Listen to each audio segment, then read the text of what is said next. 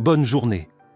Les événements de la série commencent au XVIIIe siècle précisément dans les îles d'Hawaï, qui ont été scindées par les guerres en 4 royaumes, à savoir le royaume de Kawa et de Maui, de Kauai et d'Hawaï, et ces royaumes sont gouvernés par des chefs vivants dans un conflit permanent les uns avec les autres.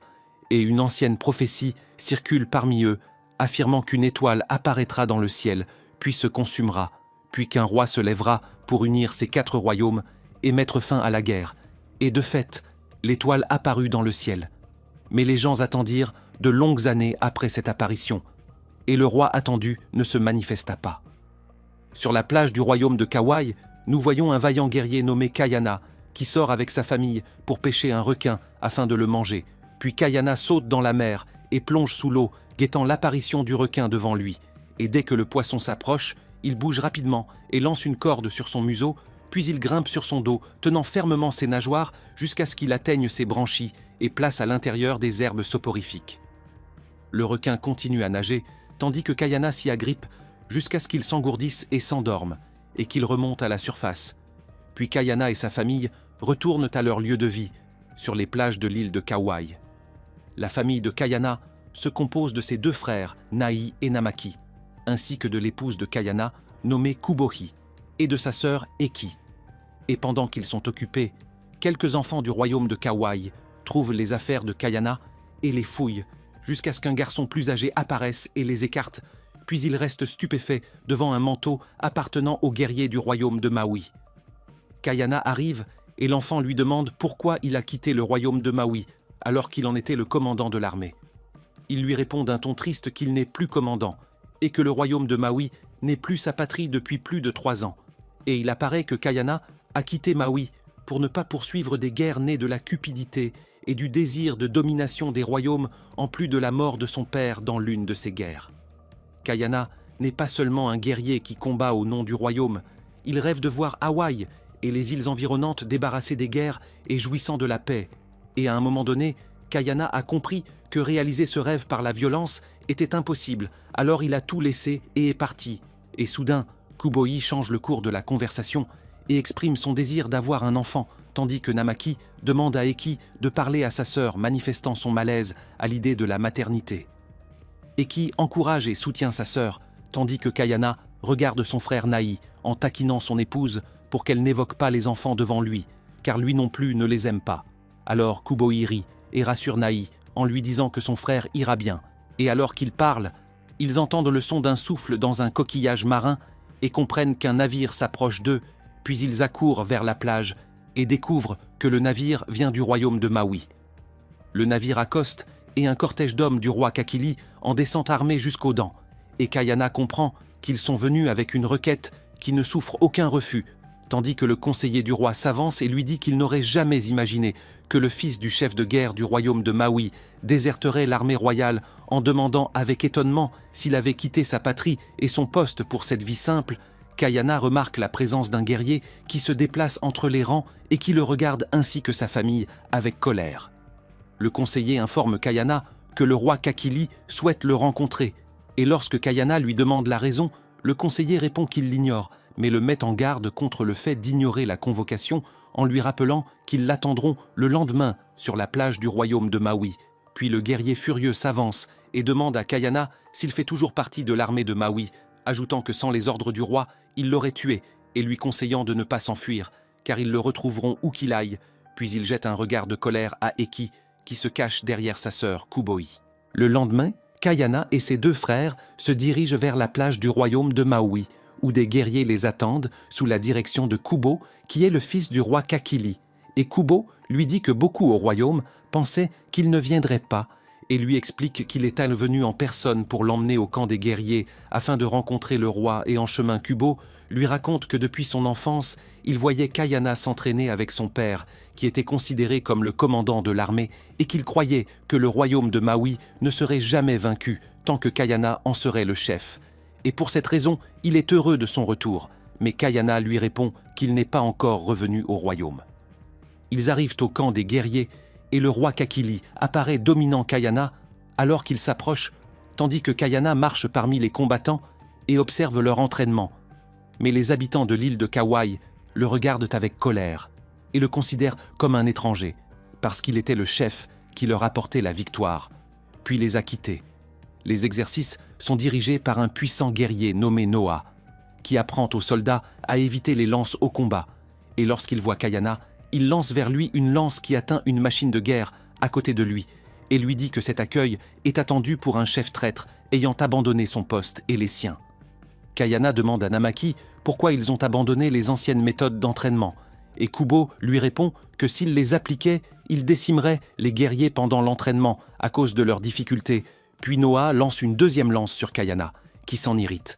Noah s'avance tenant sa lance et proclamant un défi à Kayana, qui remarque l'intérêt du roi pour ce qui se passe et annonce un combat à l'ancienne entre lui et Noah. Le combat commence rapidement et Noah lance ses lances tandis que Kayana les évite avec légèreté et habileté. Puis il atteint Noah, le soulève et le jette violemment au sol alors que Noah tente de le poignarder avec un couteau. Kayana le saisit et lui brise le bras et Noah hurle de douleur. Ainsi le combat se termine par la victoire de Kayana sur le plus puissant guerrier de Kauai, qui apparaît contrarié à l'opposé du roi Kakili, qui descend saluer Kayana et ses frères en louant sa férocité semblable à celle de son père, qui avait protégé le royaume pendant de longues années et qui lui manque chaque jour. Kakili demande à Kayana de rejoindre les rangs des guerriers de Maui, mais Kayana lui répond qu'il est venu uniquement pour honorer l'invitation. Le roi respecte ses circonstances et sait qu'il a ses raisons d'avoir quitté son poste, puis il l'emmène à un autre endroit parmi les devins du royaume. Kubo informe Kayana qu'un grand danger les menace, car les devins ont prédit l'asservissement du peuple du royaume sous le joug du royaume de Kawa, et que les espions les ont informés que l'armée de Kawa les dépasse largement en nombre. Namaki s'étonne en demandant pourquoi les dirigeants du royaume de Kawa veulent la guerre, surtout que leur roi est un jeune homme qui déclare toujours son allégeance au roi Kakili et son engagement envers la trêve. Et Kubo lui répond que le problème ne vient pas du roi, mais du grand prêtre maléfique qui a envahi son esprit et l'a forcé à proclamer la guerre. Kayana rejette leur proposition et déclare que lui et ses frères ne participeront pas à cette guerre, et il décide de partir. Mais Kakili l'arrête en l'informant que cette guerre est liée à l'accomplissement de l'ancienne prophétie et que les devins ont eu une vision où Kayana combat à ses côtés et qu'ils gagnent ensemble. Pourtant, Kayana refuse de nouveau la guerre et s'en va. La nuit, Kayana rentre avec ses deux frères à Kauai et Kubohi leur demande ce qui s'est passé. Nahi répond que le roi Kakili les a convoqués pour la guerre, mais que Kayana a refusé. Et il semble que Nahi ne soit pas satisfait de l'attitude de son frère, considérant l'affaire comme une bonne occasion de retourner auprès de leur peuple et de leur patrie, ce qui met Kayana en colère, tandis qu'il affirme qu'il ne mènera pas une guerre sans objectif, alors que Nahi estime que les paroles de Kakili peuvent être justes et que c'est une chance de réaliser la paix entre les 4 royaumes. Kubohi rétorque que Kakili n'a jamais cherché la paix, mais Nahi l'interrompt en disant que le roi Kakili pourrait être le roi attendu dont parle la prophétie. Cependant, Kayana lui répond que c'est impossible et les laisse. Et le lendemain, le roi Kakili vient en personne voir Kayana, qui s'étonne de le voir seul. Kakili lui répond qu'il n'a pas besoin de garde pour rendre visite à la famille de son ami, en soulignant que le père de Kayana était son meilleur ami, et son frère, malgré les différends qui les opposaient. Tous deux arrivèrent à un endroit précis où Kayana découvrit devant lui une petite hutte au centre de laquelle se trouvait une chaise, et il s'interrogea sur le secret du lieu. Puis Kakili lui demanda d'y entrer afin de l'examiner lui-même, et dès que Kayana pénétra dans la hutte, il vit sur la chaise une poupée à l'aspect grotesque, mais il fut frappé d'horreur lorsqu'il reconnut le collier placé sur la poupée et comprit qu'il s'agissait du corps de son père. Et alors Kakili lui révéla que le grand prêtre du royaume de Kawa avait profané la mort en retirant le corps de son père de la tombe et en le transformant en poupée pour se moquer de tous les guerriers de Maui. Kakili exploita l'émotion et la colère de Kayana en cherchant à changer sa décision et en lui affirmant que le moment était venu d'établir la paix entre les 4 royaumes et de mettre fin au désordre. Puis Kayana prit le corps de son père avec ses frères et ils le brûlèrent dans une profonde tristesse. Puis ils acceptèrent de rejoindre la guerre avec Kakili. Et le lendemain matin, Kayana se tenait seul sur la plage lorsqu'apparut devant lui une femme appelée Tawa, considérée comme la plus grande voyante du royaume de Maui, bien qu'elle fût morte depuis des années. Tawa lui transmit un message selon lequel il serait témoin de l'accomplissement de la prophétie et elle lui demanda de prendre la main de son père. Mais Kayana jugea ces paroles énigmatiques, et au bout de quelques instants, Tawa disparut en le laissant perplexe. Puis Kayana s'assit seule, et Kubo-i vint en constatant son trouble. Il lui parla de son entrevue avec Tawa et de ses propos incompréhensibles, et lorsque Kubo-i lui remit l'épée de son père, que Kakili lui avait envoyée, Kayana comprit que ce message signifiait qu'il devait prendre part à la guerre.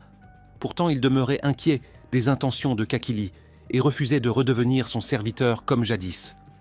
Kubo-i l'encouragea en lui assurant qu'il servirait la justice et le peuple de Maui. Puis Kayana revêtit la cape du guerrier et passa le collier de son père autour de son cou. Ensuite, il partit avec Nahinamaki et Kubo-i pour rencontrer Kakili. Là, il exposa un plan visant à occuper le royaume de Kawa, sans provoquer de trop nombreuses victimes, tout en préservant la vie du roi, car l'attaque devait venir de l'Est, puis se diriger vers le temple du refuge, afin de capturer le grand prêtre. Ainsi le danger disparaîtrait et le roi de Kawa serait contraint de se rendre. Il semble que ce plan ait satisfait Kakili, qui l'approuva. Kayana et ses frères prirent congé de leur sœur Eki, puis ils embarquèrent avec une grande flotte en direction de Kawa. Et dès qu'ils atteignirent le rivage, ils s'engagèrent dans une bataille acharnée contre les guerriers du royaume, où Kayana montra son expérience. Il attendit l'instant opportun et ordonna à ses soldats de lancer les lances. Ils en abattirent un grand nombre et avancèrent sans résistance notable. La victoire fut rapide, mais Namaki découvrit que les lances ennemies n'étaient que des bâtons de fouille et que ces hommes étaient des agriculteurs et non des combattants, ce qui signifiait que le royaume de Kawa ne se préparait pas du tout à la guerre. La stupeur de Kayana augmenta lorsque les soldats de Kakili commencèrent à massacrer les habitants du royaume de Kawa, puis à poursuivre les survivants jusque dans le temple du refuge, un lieu sacré où le combat est interdit. Ensuite, Kakili ordonna à ses hommes de brûler tous ceux qui se trouvaient à l'intérieur. Les flammes se propagèrent parmi la foule, et Tawa réapparut devant Kayana, le visage rempli de tristesse. Kayana comprit alors qu'il avait mal interprété son message au sujet de l'accomplissement de la prophétie, et il se précipita avec ses frères et son épouse pour voir le temple qui brûlait avec ceux qui s'y trouvaient. La nuit, Kayana pénétra dans le temple et aperçut les cadavres éparpillés. Il vit Kakili, qui tenait le roi du royaume de Kawa, stupéfait face au sort de son peuple. Kakili demeura silencieux, puis le poignarda avec un couteau et le tua. Mais Kayana lui demanda où se trouvait le grand prêtre. Le roi l'ignora et le remercia de l'avoir aidé à conquérir le royaume de Kawa, en avouant que le prêtre n'existait pas et que tout n'était qu'un piège destiné à attirer Kayana, afin d'unir les royaumes sous sa propre autorité au nom de la paix. Kayana répondit à Kakili que la paix ne se réaliserait pas par une telle injustice, et il considéra ce qui venait de se produire comme une profanation du royaume de Kawa. Puis il se détourna et s'en alla, tandis que Kubo s'approchait de Kayana en avouant qu'il ignorait le plan de son père Kakili et qu'il avait été trompé tout comme lui après avoir découvert la vérité. Lors de la prise du temple, il ajouta que le sang des habitants de Kawa reposerait sur la conscience de son père, puis il partit. Dans l'île de Maui, une jeune fille nommée Kaho regardait le ciel et suivait les étoiles, même si l'étude des astres était interdite aux femmes. Puis son oncle viola les lois et lui raconta la légende de l'étoile rouge. Ensuite, son père Moko, considéré comme l'un des chefs de l'île de Hawaï, arriva et informa sa fille et sa mère que Kakili avait occupé le royaume de Kawa, que la tension régnait entre les 4 royaumes et qu'une guerre pouvait éclater entre Maui et Hawaï. Et il prévoyait que l'île de Maui fermerait bientôt ses portes. Moko voulait emmener sa fille Kaho vers l'île de Hawaï, afin qu'elle vive avec lui et qu'il la marie à l'un des chefs du royaume pour assurer sa protection. Mais Kaho n'était pas satisfaite, même si elle ne pouvait pas contredire son père soudain. Un des hommes de Moko entra pour l'avertir qu'il devait partir avant qu'il ne soit découvert. La mère de Kaho lui promit alors d'envoyer sa fille à l'île de Hawaï dès que possible, puis Moko leur fit ses adieux et s'en alla. Et dans le royaume de Kawa, Kubo reprochait à son père, Kakili, de l'avoir trompé en prétendant accomplir la prophétie. Mais Kakili lui répondit qu'ils avaient attendu longtemps l'apparition du roi annoncé sans qu'il se manifeste et qu'il avait décidé d'être ce roi. Pendant ce temps, Kayana avec son épouse et ses frères préparaient leur fuite du royaume de Kawa, mais Bao les surveillait avec un groupe de guerriers. Alors Kayana imagina une ruse ingénieuse. Il demanda à Bao de l'escorter pour rencontrer Kakili. Puis il remit au roi l'épée brisée de son père et partit en lui faisant croire à sa reddition. Kakili comprit alors que Kayana l'avait trompé et que lui et les siens avaient éliminé les gardes, puis disparu sans laisser de traces. Bao informa son souverain qu'il se dirigerait donc vers l'île de Maui, parce que Eki, la sœur de Kuboi, y demeurait, et que Kuboi ne l'abandonnerait pas. Kakili ordonna à Bao de poursuivre Kayana et de le ramener vivant ou mort, car selon les devins, il n'avait pas besoin de Kayana, mais de ses os, pour bénéficier de l'énergie accordée par les dieux. Et le lendemain, Kayana, son épouse et ses frères atteignirent le rivage de l'île de Maui et se hâtèrent de chercher Eki, mais ne la trouvèrent pas à l'endroit où ils l'avaient laissée. Naï se souvint de son amour pour l'agriculture et supposa qu'elle se trouvait dans les champs à l'intérieur de l'île. Et à ce moment-là, Kayana aperçut un mouvement proche et vit les guerriers de l'île de Maui s'avancer. Kuboi comprit l'intention de Kayana qui s'était élancée pour attirer les guerriers loin des champs afin de protéger sa famille, et Nahi tenta de l'aider, mais Kuboi le persuada que Kayana pouvait leur échapper seule. Puis ils se précipitèrent vers les champs et trouvèrent Eki, qui se réjouit de les voir, et s'attrista quand elle découvrit la tromperie de Kakili à leur égard. Et elle s'inquiéta pour Kayana, qui courait dans la forêt avec les guerriers à ses trousses, jusqu'à ce qu'il atteigne le bord d'une falaise escarpée, et les guerriers perdirent tous sa trace et crurent qu'il avait sauté du haut de la falaise. Alors Kubo leur ordonna de se diviser en 2 groupes pour encercler Kayana et le capturer. Pendant ce temps, Kao se tenait devant la mère indécise sans savoir que faire à propos de son mariage, et soudain, la vieille prophétesse Tawa apparut devant elle et lui annonça que son union échouerait et qu'elle ne connaîtrait dans sa vie que le malheur, mais qu'il existait un seul chemin que Kao atteindrait si elle l'empruntait et que cela ne se réaliserait que lorsque surgirait le gardien chargé de le lui indiquer. Kao fut stupéfaite par les paroles de Tawa, et son étonnement grandit lorsqu'elle lui révéla qu'elle serait la cause de la destruction du monde entier. Nous revenons à Kayana, que les guerriers découvrent dans sa cachette et commencent à poursuivre, et l'un d'eux le frappe d'une pierre à la tête si bien que Kayana tombe au sol, mais se relève de nouveau et continue de fuir jusqu'à ce qu'il atteigne la plage, puis se cache dans une grotte entre les montagnes. Et là, Kao apparaît devant lui et lui demande qui il est et ce qui l'a amené dans la grotte. Et Kayana lui répond que les hommes du roi le traquent. Puis Kao remarque sa blessure, affirme qu'il est nécessaire de la soigner et l'aide à atteindre un endroit sûr à l'intérieur de la grotte. Et dès qu'ils arrivent, Kayana perd connaissance et Kao se hâte de panser sa blessure. La nuit, Kayana reprend connaissance et souhaite partir, mais Kao refuse et lui demande de se reposer. Elle remarque le tatouage dessiné sur son bras, comprend qu'il s'agit de celui du commandant de l'armée du royaume, se demande comment les hommes du roi peuvent le pourchasser alors qu'il est leur chef. Pourtant Kayana ne lui répond pas et lui demande qui elle est. Alors Kao lui dit qu'elle est du peuple du royaume. Puis Kayana comprend qu'elle n'est pas une fille ordinaire, car elle connaît les tatouages des commandants, et il en conclut qu'elle appartient à la famille royale. Kao lui explique que sa mère est la sœur du roi Kakili, mais qu'elle ne l'a jamais vue, et que ce lien ne signifie pas qu'elle le considère comme l'un des siens. Et elle lui dit aussi qu'elle était née dans une grotte semblable, parce que sa mère s'est enfuie de Kakili après avoir été contrainte d'épouser son père, et son père est Moko, qui est l'un des chefs de l'île de Hawaï, et un ennemi acharné du roi depuis longtemps. Et Kao a passé sa vie dans la peur de Kakili, craignant qu'il ne la tue s'il la retrouvait. Alors Kayana lui dit que leur ennemi est commun et lui raconte son histoire avec Kakili et tout ce qu'il a enduré à cause de lui. Le lendemain, l'état de Kayana s'améliore. Il se prépare à partir. Il voit un pistolet que Kao garde et elle lui explique que son père était celui qui avait jadis abattu les hommes à la peau blanche lorsqu'ils avaient tenté d'envahir l'île. Et Kao craint pour Kayana et sa famille et lui apprend qu'elle possède une embarcation avec laquelle elle se rendra au royaume de Hawaï pour épouser le chef du royaume.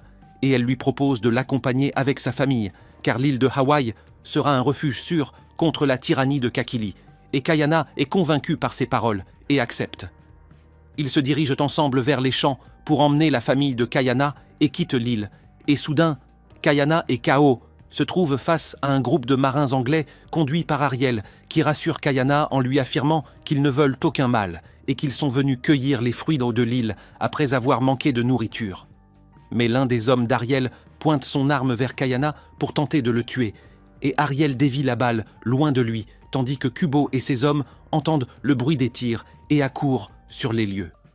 Au même moment, Kayana lance son poignard en direction d'Ariel et de ses hommes, mais il atteint l'un des guerriers de Maui qui s'apprêtait à tuer Ariel, puis il entraîne Kao et se retire sous les regards stupéfaits des marins, tandis que l'un des hommes d'Ariel trouve le pistolet de son compagnon John auprès du guerrier mort, et il confirme que ce guerrier l'a tué dans la forêt, puis Ariel ordonne à ses hommes de se replier immédiatement vers le navire avant que les habitants de l'île ne les massacrent.